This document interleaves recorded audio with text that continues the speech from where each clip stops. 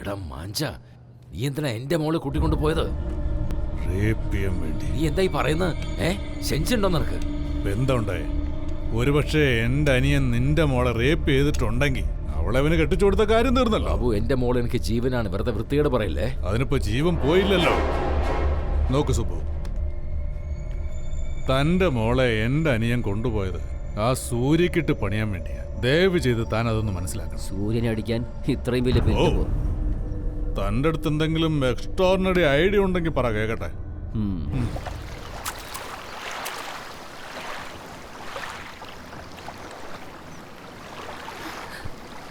സൂര്യ, നിന്റെ അച്ഛനെ ജയിലിലേക്ക് അയച്ചത് ഞാനൊരു കാരണമാണ്.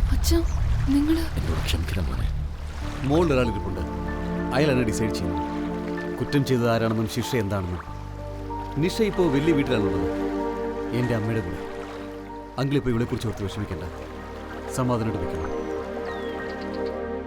ഞങ്ങളുടെ വീട്ടിലുള്ള ആധാരങ്ങളൊക്കെ മോഷ്ടിച്ചിട്ട് ഈ പ്രശ്നങ്ങളൊക്കെ ഉണ്ടാക്കിയത് കൃഷ്ണയാണെന്ന് എനിക്ക് നേരത്തെ അറിയാം. അവനെതിരെ നിങ്ങൾ ഒരു കേസ് തന്നാൽ മതി, നിങ്ങൾ നിരപരാധിയെന്ന് ഞാൻ തെളിയിക്കാം. ഞാൻ മരിച്ചാലും അവന്റെ പുറത്ത് ഞാൻ കേസ് ചേർത്തില്ല.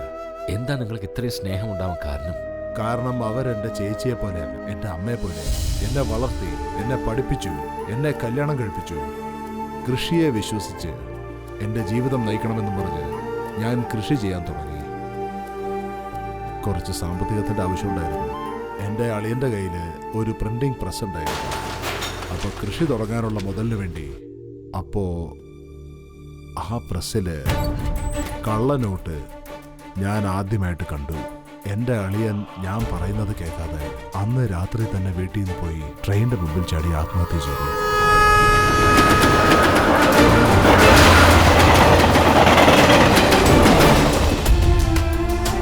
ചെന്നം ഭിന്നമായി മുറിഞ്ഞിരിക്കുന്ന ദേഹം കണ്ടതുകൊണ്ട് എൻ്റെ ചേച്ചിക്കൊരു ഷോക്കായി. ഇന്ന് വരെ അവർ സുബോധത്തോടെ വന്നിട്ടേ ഇല്ല. ഞാൻ പോലീസിന് കൊടുത്ത ഇൻഫർമേഷൻ കാരണം എൻ്റെ ചേച്ചിയുടെ ജീവിതം തകർന്നുപോയി. ആവശ്യമില്ലാതെ ഞാൻ നിങ്ങളുടെ പഴയ കാര്യങ്ങളൊക്കെ ഓർമ്മിപ്പിച്ചു. ഇല്ല ലോയർ സാറേ, ഞങ്ങൾ വളർന്ന വിധം, ഇങ്ങോട്ട് ജീവിച്ചു വന്ന വഴികളൊക്കെ, ഇതെല്ലാം ഞങ്ങൾ ഒരിക്കലും മറക്കാൻ പാടില്ല. ആ പാപം എൻ്റെ പുറത്തുണ്ട്. അതിനൊരു പ്രായശ്ചിത്തമായിട്ട് വിചാരിച്ച് ഞാൻ തന്നെ ഇത് അനുഭവിച്ചോളാം.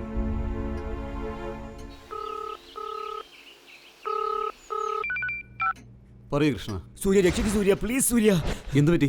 പണം തിരിച്ചു തരാത്തത് കൊണ്ട് അവരെന്നെ പൊക്കി സൂര്യ. എന്നെ കൊന്നേക്ക് സൂര്യ, ഒന്ന് വേഗം വാ. ഫോൺ കൊടുക്കുക, ഞാൻ സംസാരിക്കാം. വേണ്ട സൂര്യ, നീ നേരിട്ട് വാ. ഞാൻ ദേവീക്ഷേത്രത്തിന്റെ മുന്നിലാണ്, ഒന്ന് വേഗം വാ സൂര്യ, വേഗം വാ. എടോ ബാബു, സൂര്യ തനിച്ച് കിട്ടിയ നീ അവനെ കീറി പഞ്ഞിക്കിടുന്നു പറഞ്ഞില്ലേ? ഇപ്പൊ അവന് ഒറ്റയ്ക്കേ വരുള്ളൂ. എവിടെ?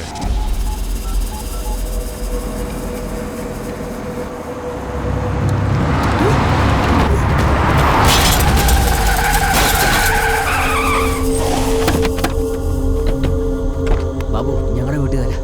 ഇല്ല, ഒന്നുമില്ല, ഒരു കുഴപ്പമില്ല. അമ്മയുടെ മുന്നിൽ വേണ്ട, വിട്ടേക്ക്. വേണ്ട ബാബു.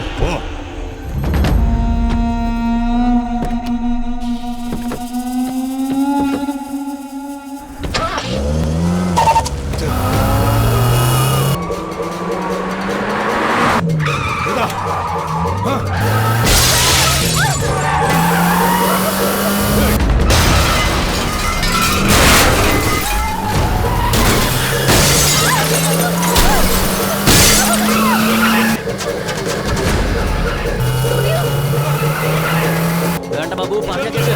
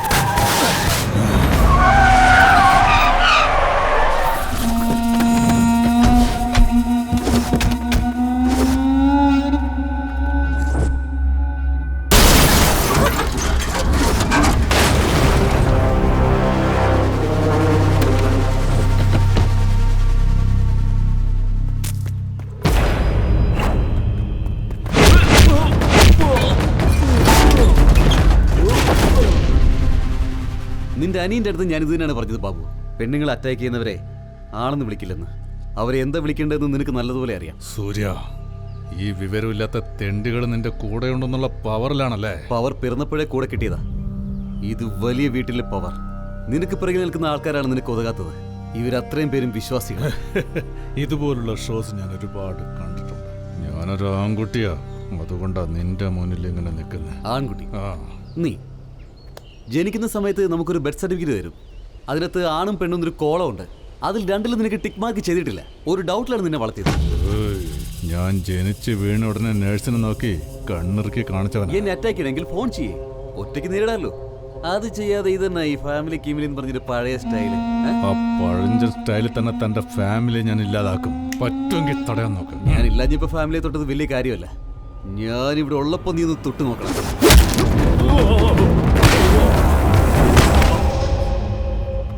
നിങ്ങളുടെ വലിയ വീട്ടിലൊരു പ്രാണി എൻ്റെ അടുത്തുണ്ട്. ഒരു മിനിറ്റ്. കൃഷ്ണ, വാടാ, വാ. സൂര്യ, ഇവനെക്കുറിച്ച് വലിയ വീട്ടുകാർക്ക് കൂടുതലൊന്നും അറിയില്ല അല്ലേ? അമ്മേ! ഏയ് ബാബു, എന്റെ ഫാമിലിയുടെ മുന്നിൽ ചുമ്മാ ഡ്രാമ കളിക്കല്ലേ. അല്ലെങ്കിൽ നിന്റെ ഹോസ്പിറ്റലിൽ കിടക്കുന്ന അനിയൻ ജീവനോടെ തിരിച്ചു വരില്ല. എന്താ സംശയമുണ്ടോ? ഒരേ ഒരു കോള് മതി, നിന്റെ അനിയന്റെ ശ്വാസം അവിടെ നിലയ്ക്കും.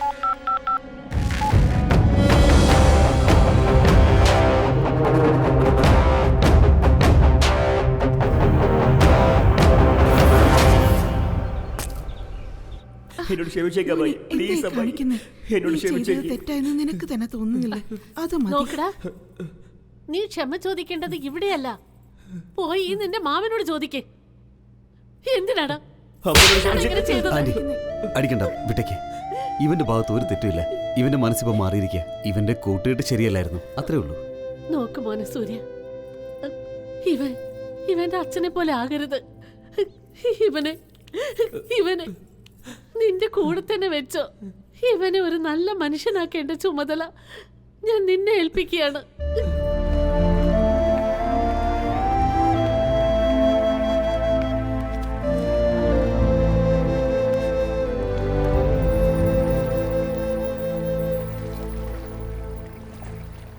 കൃഷ്ണ എന്തുകൊണ്ടാണ് നിങ്ങളുടെ അച്ഛനെ വെറുക്കുന്നത്? നാട്ടിലുള്ള എല്ലാവരും നിങ്ങളുടെ അച്ഛനെ ഒരു ദൈവമായിട്ടാണ് കാണുന്നത്. പക്ഷെ നിങ്ങൾ തമ്മിൽ അത്ര ഐക്യത്തിലല്ല. അന്ന് വലിയ കാര്യത്തില് എന്റെ ഫാമിലി അത് ഇതെന്ന് ഒരുപാട് ഡയലോഗ് അടിച്ചല്ലോ. What is it? നിഷ, എൻ്റെ കുട്ടിക്കാലത്തെ ഓർമ്മകളൊക്കെ എൻ്റെ ആൻറ്റിയുടെ മകൻ കൃഷ്ണയോടൊപ്പമായിരുന്നു. ഒരാൾ മറ്റൊരാളുടെ വാലെന്ന് പറഞ്ഞ പോലായിരുന്നു. എന്നെക്കാളും വലിയ വാൽ അവനായിരുന്നു. ഞങ്ങൾ രണ്ടുപേരും കൂടി ആ നാട് മൊത്തം ഇങ്ങനെ കറങ്ങിക്കൊണ്ടേയിരുന്നു. കൃഷ്ണ വേണ്ടാതിനുമായിരുന്നു ചെയ്തുകൊണ്ടിരുന്നത്. കൃഷ്ണ, തീപ്പെട്ടി എങ്ങനെ കത്തിക്കല്ലേ? അവൻ തീ കത്തിച്ചാൽ അടി കൊള്ളുന്നത് എനിക്കായിരുന്നു. നിഷ, ഞാൻ തെറ്റ് ചെയ്തില്ല എന്ന് പറഞ്ഞ മുന്നേ എന്നെ അടിക്കുമായിരുന്നു. കൃഷ്ണ എപ്പോൾ തെറ്റ് ചെയ്താലും അടി കൊള്ളുന്നത് എനിക്കായിരുന്നു. ഒരു കുടുകുടുപ്പക്കാരൻ്റെ അടുത്ത് നിന്ന് 10 രൂപയ്ക്ക് നിന്നെ മേടിച്ചാന്ന് എൻ്റെ അടുത്ത് പറഞ്ഞത്. നീ വലിയ വീട്ടിലെ കൊച്ചൊന്നും അല്ല. നീ വലിയ വീട്ടിലെ പയ്യനല്ലെന്ന് എപ്പോഴും പറഞ്ഞുകൊണ്ടേയിരിക്കും. എൻ്റെ അങ്കിൾ മരിച്ചതിന് ശേഷം ആൻറ്റി ഒരു നല്ല അവസ്ഥയിലായിരുന്നില്ല. കൃഷ്ണ എൻ്റെ അമ്മ എന്നെക്കാളും നന്നായി നോക്കി. മുൻപൊക്കെ എന്നെ കുളിപ്പിച്ച് എനിക്ക് ഭക്ഷണം തന്നിട്ടിരുന്ന എൻ്റെ അമ്മ എന്നെ മറന്നിട്ട് കൃഷ്ണയുടെ കാര്യങ്ങൾ ശ്രദ്ധിക്കാൻ തുടങ്ങി.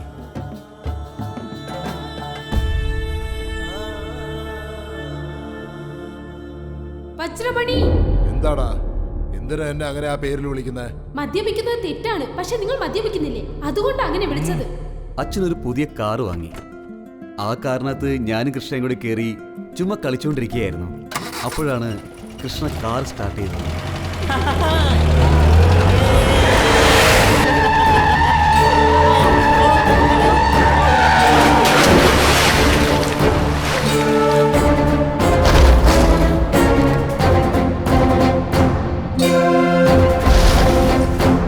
ഞങ്ങൾ രണ്ടുപേരും കാറിനകത്ത് നിന്ന് പുറത്തു വരാൻ ഒരുപാട് ശ്രമിച്ചു നോക്കി.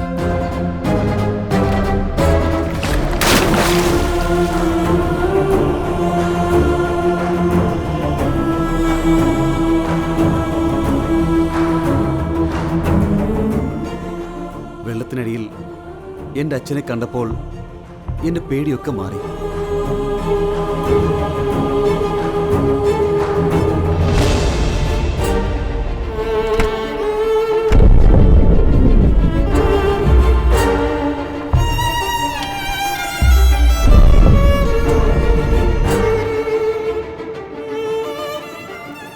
ആദ്യം എന്നെ രക്ഷിക്കുമെന്ന് വിചാരിച്ചത്. പക്ഷേ എൻ്റെ അച്ഛൻ കൃഷ്ണയാണ് ആദ്യം രക്ഷപ്പെടുത്തി മുകളിലേക്ക് കൊണ്ടുപോയത്. എൻ്റെ അച്ഛൻ എന്നോട് സ്നേഹം ഉണ്ടായിരുന്നില്ല.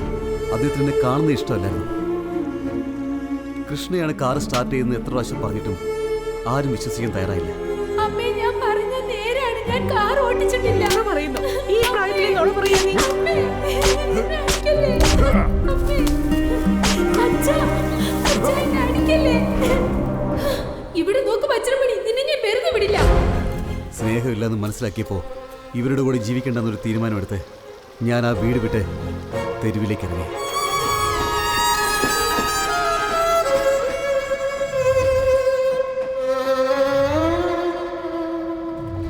റെയിൽവേ സ്റ്റേഷനിൽ ഭക്ഷണം കഴിക്കാതെ ഞാൻ കിടന്നു.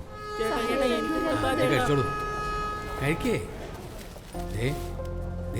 എണീക്കടാ, നിന്റെ മേലെ ചൂടുണ്ടല്ലോ. ഇത് പിടി, ഇത് കഴിക്കേ, കഴിക്കടാ. എനിക്കെന്തെങ്കിലും ജോലി തന്നാ ഞാനിത് കഴിക്കാം. നീ വലിയ കുട്ടിയായല്ലോ, പണിയെടുക്കണമെങ്കിൽ നല്ല ശക്തി വേണം ശരീരത്തിന്. നീ ഇത് ആദ്യം കഴിക്കടാ. അന്നു മുതൽ മല്ലയെ ഞാൻ അച്ഛാന്ന് വിളിക്കാൻ തുടങ്ങി. നിഷ, ഞാൻ എൻ്റെ സ്വന്തം അച്ഛനെ അച്ഛാന്ന് വിളിച്ചിട്ട് എത്ര കാലങ്ങളായെന്നറിയോ? എല്ലാവർക്കും സ്നേഹം കൊടുക്കുന്ന നിന്റെ ആ ഗുണമുണ്ടല്ലോ, ആക്ച്വലി അത് നിന്റെ അച്ഛൻ്റെയാണ്. അദ്ദേഹത്തിന് ഒരു തെറ്റ് പറ്റിയിട്ടുണ്ടെങ്കിൽ ഉറപ്പായി എന്തെങ്കിലും ഒരു കാരണം ഉണ്ടാവും. സൂര്യ, നിനക്ക് നിന്റെ അച്ഛനോട് സ്നേഹം കാണിച്ചാൽ എന്താ? ഇത്തവണ എൻ്റെ പ്ലാൻ മിസ്സാവില്ല സുബു, തീർക്കും ഞാൻ.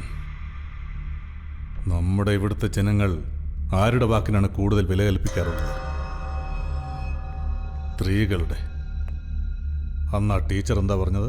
ആ കള്ളുകുടിക്കാരൻ രാജുവിനെ നമ്മൾ വെറുതെ വിടാൻ പാടില്ല. അവനെ കംപ്ലൈന്റ് ചെയ്ത് അകത്താക്കണം. ആ ടീച്ചറെ വെച്ച് നമുക്കൊരു കളി കളിക്കാം. ആ രാജുവിൻ്റെ വീക്ക്നെസ് എന്താ? മദ്യം. രാജുവിനുള്ള മദ്യം നമ്മുടെ അടുത്തുനിന്ന് പോകണം. ആ ടീച്ചറെ മയക്കി ജനങ്ങൾ കാണുക ചുവന്ന കാറിൽ കടത്തിക്കൊണ്ടുപോകണം. രാജു മദ്യപിച്ചുറങ്ങുന്ന സമയത്ത് ആ ടീച്ചറെ അവൻ്റെ അടുത്ത് കൊണ്ടുപോയി കിടത്തണം. നാട്ടുകാർ മുഴുവൻ ഇത് കാണണം.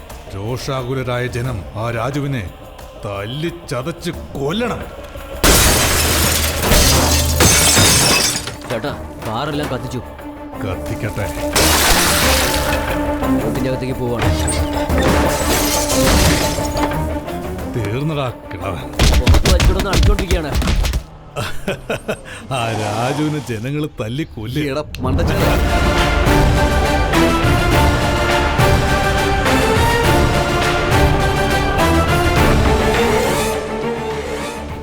ഈടെ വിവരമില്ലാത്തവനെ, വലിയ പ്ലാനൊന്നും ഉണ്ടാക്കാതെ നിന്റെ അനിയനെ അവിടെ തല്ലി ചതച്ചുകൊണ്ടിരിക്കുക. പെട്ടെന്ന് പോയി അവന്റെ ജീവൻ രക്ഷിക്കുക.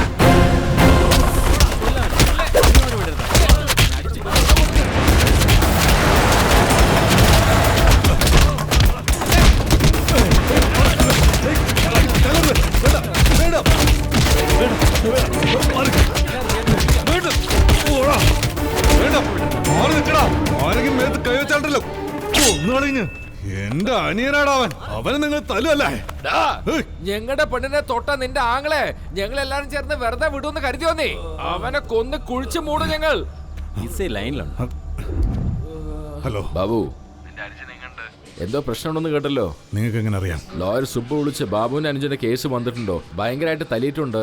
ചിലപ്പം മരണം സംഭവിക്കുന്നു പറഞ്ഞു.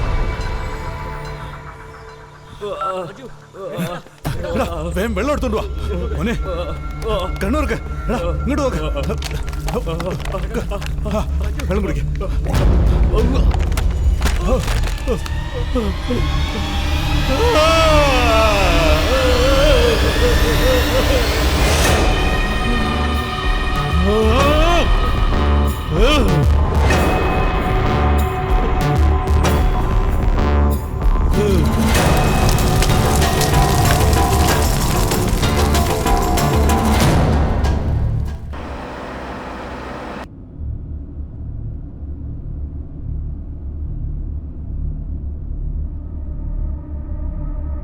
എന്താ സുബ്ബു, താനും തന്റെ മോളും തമ്മില് എന്താ പ്രശ്നം? കാര്യം എന്താ? അവള് വീട് വിട്ടു പോയി. ഓ, ഈടായിട്ട് നിന്റെ വിഷമങ്ങളൊന്നും എന്നോട് പറയുന്നില്ലല്ലോ സുബ്ബു. അവൾ എനിക്ക് മോളല്ല, ഞാൻ അവളുടെ അച്ഛനുമല്ല. ആ സൂര്യയാണ് നിന്റെ മരുന്ന്. ആ വലിയ വീട്ടിൽ രാജുവാണ് പുതിയ ബന്ധു, അല്ലേ? ബാബു, ഇതൊക്കെ വിട്ടേ. എന്റെ അനുജന്റെ മരണത്തിന് കാരണക്കാർ നീയും ആ സൂര്യയുമാണ്. നിങ്ങൾ വെറുതെ വിടണമെന്നോ? നിന്നെയൊക്കെ ഓ ലാസ്റ്റ് കോൾ മരുമോനാണല്ലോ പോയിരിക്കുന്നേ. പറയുമെങ്കിൽ ഇത് നിന്റെ അമ്മായി അച്ഛനല്ലടാ, ബാബുവാ. ഏയ് ബാബു. Yes, Babu, cable Babu. മരുമോനും അമ്മായി അച്ഛനും ചേർന്ന് എന്റെ അനുജനെ കൊന്നുവല്ലേ?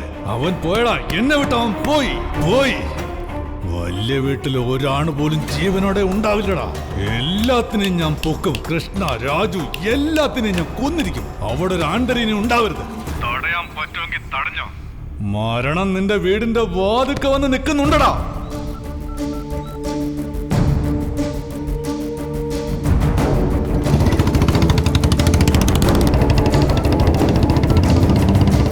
സാറേ, സൂര്യ ഫോൺ ചെയ്തിട്ടുണ്ട്. സംസാരിക്ക്. ഫുൾ ലവിലാണ് ഇപ്പോ. ആ സൂര്യ, അങ്കിൾ എടുത്ത് ഫോൺ കൊടുത്തേ. അവൻ ഇപ്പൊ അങ്ങോട്ട് പോയല്ലോ. അങ്കിളിനെ വിളിക്കുക, എങ്ങോട്ട് പറഞ്ഞു വിടല്ലേ? ആദ്യം എന്താ കാര്യം എന്ന് പറ. നിങ്ങൾ തോട്ടത്തിൽ വീട്ടിലിരിക്കാതെ എങ്ങോട്ടെല്ലാം മാറ്. എന്താ പറ്റിയ ഇപ്പോ? കൃഷ്ണനെ നിങ്ങളെ കൊല്ലാൻ പോവാ, പറ്റുമെങ്കിൽ രക്ഷിച്ചോളം പറഞ്ഞ് ബാബു ഇപ്പഴാ ഫോൺ ചെയ്തേ. അതിന് എന്റെ തോട്ടം വിട്ട് ഞാൻ ഓടണോ? നിനക്ക് നിന്റെ അച്ഛന്റെ പുറത്ത് അത്രയും സ്നേഹം കരുണയൊക്കെ ഉണ്ടെങ്കിൽ നീ വന്ന് നിന്റെ അച്ഛനെ രക്ഷപ്പെടുത്തു മോനെ. ഞാൻ നിങ്ങളുടെ അടുത്തേക്ക് വരില്ല, കൃഷ്ണന്റെ അടുത്തേക്ക് പോവാണ്. എന്തേ? ആന്റിക്ക് വാക്ക് കൊടുത്താ. ഇത് തന്നെയാ മോനെ ഞാൻ അന്നും ചെയ്തത്. നിന്നെ ഞാൻ രക്ഷപ്പെടുത്തിയിരുന്നെങ്കിൽ ഞാൻ എന്റെ സ്വന്തം മോനെ രക്ഷപ്പെടുത്തി മറ്റൊരാളുടെ മകനെ വിധിക്കായിട്ട് വിട്ടുകൊടുത്തു എന്ന് പറഞ്ഞേനെ. ഇപ്പൊ മനസ്സിലാവുന്നുണ്ടോ നിനക്ക്? നമ്മള് വലിയ വീട്ടിലെ ആൾക്കാരാണ്. അടുത്തുള്ളവന്റെ പാത്രത്തിൽ ഭക്ഷണം വിളമ്പിയിട്ടേ നമ്മൾ കഴിക്കാവൂ. നോക്കു മോനെ സൂര്യ, എന്നെ പറ്റി ഓർത്ത് നീ വേവലാതിപ്പെടുക വേണ്ട. All the best. Bye. Hello hello,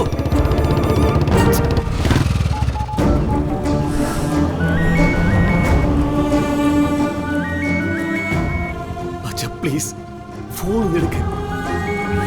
switch off.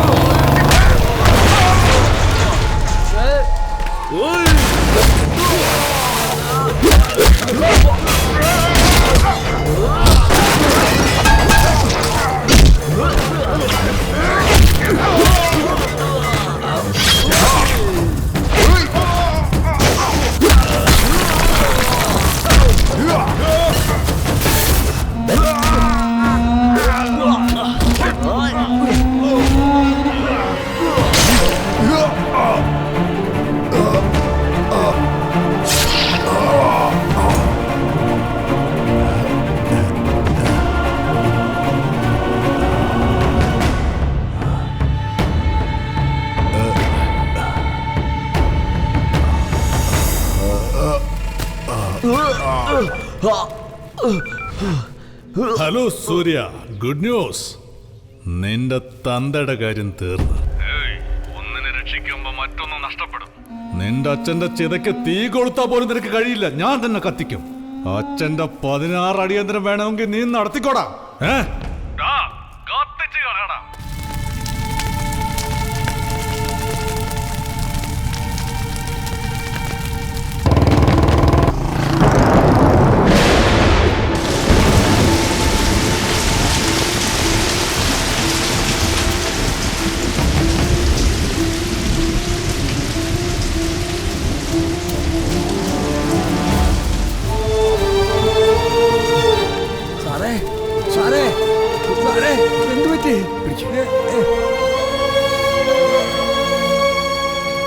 സൂര്യ,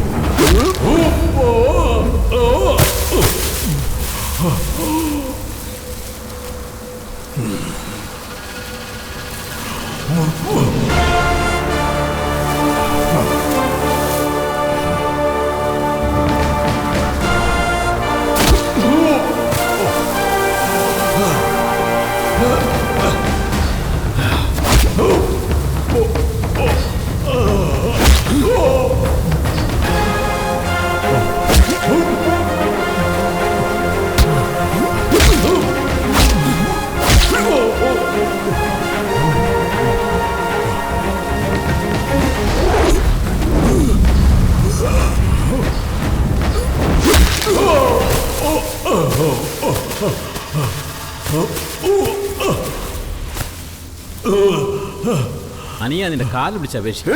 അങ്ങേരെ വിട്ടേര്. നീ വലിയ വീട്ടിലെ പയ്യനല്ലേ, നിനക്ക് ചെയ്യാൻ വേണ്ട കാര്യങ്ങൾ ഒത്തിരി ഉണ്ടല്ലോ. നീ ഇവിടുന്ന് പെട്ടെന്ന് പൊക്കോ.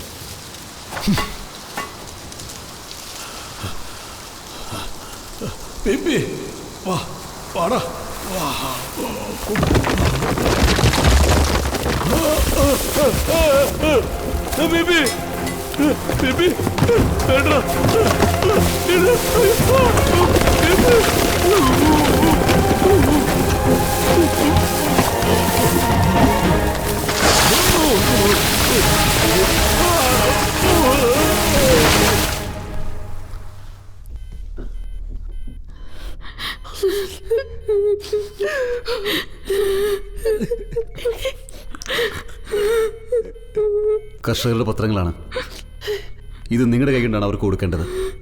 വജ്രമണി, എഴുന്നേക്ക്. അച്ഛനും മകനും അവസാനം വരെ ശത്രുക്കളായിരുന്നു എന്ന പേര് എനിക്ക് ഒരിക്കലും വേണ്ട. അച്ഛാ, കുട്ടിയായിരുന്നപ്പോൾ അച്ഛൻ്റെ കൈ കൊണ്ട് ഒരു പ്രാവശ്യം പോലും ഞാൻ ആഹാരം കഴിച്ചിട്ടില്ല.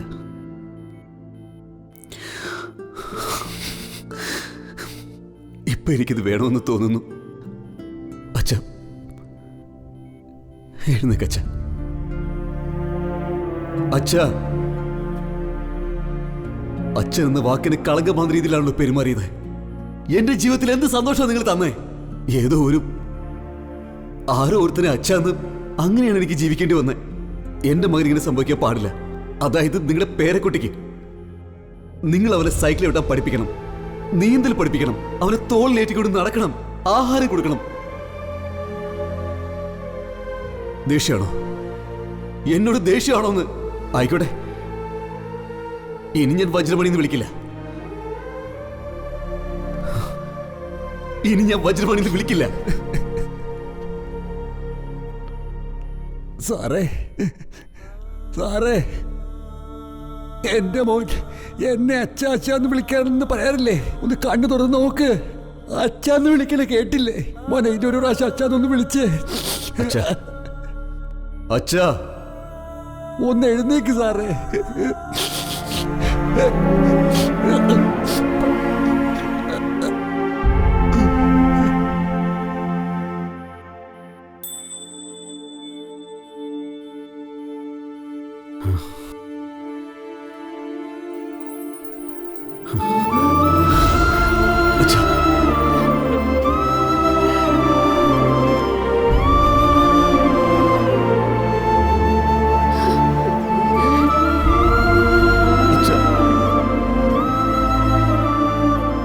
ക്ഷമിക്കും.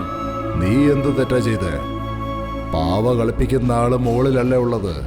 അദ്ദേഹത്തിന് ആർക്ക് എന്ത് എപ്പോ കൊടുക്കണമെന്ന് നന്നായിട്ട് അറിയാം. ഇപ്പൊ എന്താണ്, നിങ്ങളുടെ ആധാരമൊക്കെ എന്റെ മകൻ തിരിച്ചു തന്നു. പിന്നെന്താ, സന്തോഷമായിട്ടിരിക്കേ. ആ വരൂ വരൂ വരൂ. എന്തു പറ്റി, എല്ലാരും എങ്ങോട്ടായി പോകുന്നേ? ആശിരാമേശ്വരത്തേക്ക് പോവാ. ആ, നിങ്ങൾ എടുത്തിരിക്കുന്ന നല്ല തീരുമാനമൊക്കെയാ. പക്ഷെ ഒരു കാര്യം ചെയ്യേ, പറയൂ. നിങ്ങൾക്ക് പ്രായമായി. അതെ, ഈ പയ്യനെയും ആ പെണ്ണിനെയും കല്യാണം കഴിപ്പിച്ചേക്കാം. പിന്നെ നിങ്ങളുടെ കൂടെ തന്നെ കൂട്ടിക്കൊണ്ട് പോവാലോ. നല്ല കാര്യം പറഞ്ഞത്. കല്യാണം കഴിച്ചിട്ട് അവിടെ രണ്ടുപേരും സന്തോഷമായിട്ട് പറഞ്ഞു വിടുക, അല്ലാതെ കാശിരാമേശ്വരത്തേക്ക് അയക്കാം. എന്താ മോനെ? അത് ഞാനിതിനെ കുറിച്ച് സംസാരിക്കാൻ നിൽക്കായിരുന്നു. അപ്പൊ നിങ്ങൾ എന്നെ സംസാരിച്ചു കഴിഞ്ഞു. നിനക്കൊരു പെണ്ണിനെ കണ്ടുപിടിച്ചൂടെ? രണ്ടും ഒരുമിച്ച് നടത്താമല്ലോ. ആദ്യം അവൻ കഴിക്കട്ടെ. അവന്റെ ജീവിതം എങ്ങനെയോട് നോക്കിയിട്ട് പിന്നെ ഞാൻ കഴിക്കാം. സമ്മതിച്ചിരിക്കണ തന്നെ. നിങ്ങളുടെ മകള് ഞങ്ങളുടെ വീട്ടിലേക്ക് വന്നു തന്നെ അവള് ഞങ്ങളുടെ മരുമകളായി തീർന്നു. ഒരു നല്ല മുഹൂർത്തം നോക്കി നിങ്ങളുടെ കല്യാണം നടത്താം. അച്ഛാ വാ, നമുക്ക് 2 സ്റ്റെപ്പ് വെച്ചിട്ട്. എന്ത്? ഞങ്ങളുടെ കാലത്തിലുള്ള സ്റ്റെപ്പ് വേറെയാ, ഇപ്പൊ നിങ്ങളുടെയൊക്കെ സ്റ്റെപ്പ് വേറെയാ. നീ കളിച്ചോ മോനെ, ഞങ്ങള് കണ്ടോണ്ടിരിക്കാം. വെക്കുന്ന സ്റ്റെപ്പിന്റെ സന്തോഷത്തിൽ വേറെയല്ലേ? വാ വാ.